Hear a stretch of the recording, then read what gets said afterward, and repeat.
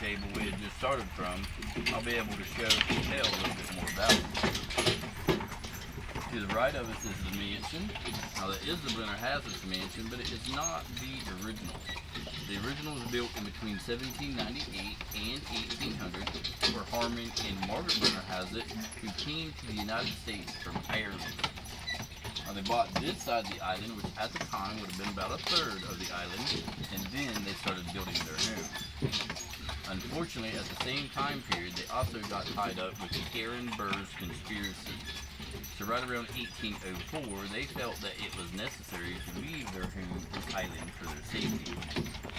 While they were gone and having all hope to return home, they got word from a friend that in 1811, their house had caught fire and had burnt all the way to the ground.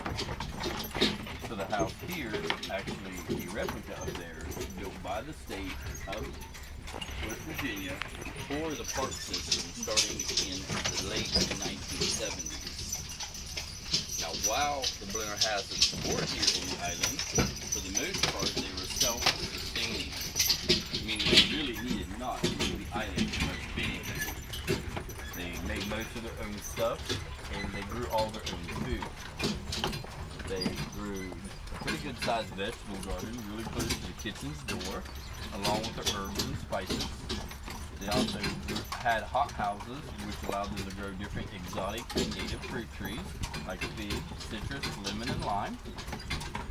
They also raised many different types of crops, like corn, wheat, hemp, and barley.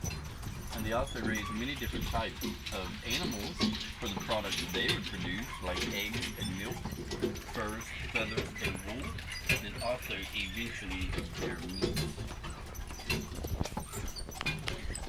Round sign in front of us to the right, coming on, tells us a lot of famous people that came onto the island, and some just went up and down the river very close by. Different names on the sign, like George Washington, Daniel Boone, Davy Crockett, Meriwether Lewis, John Chapman, who also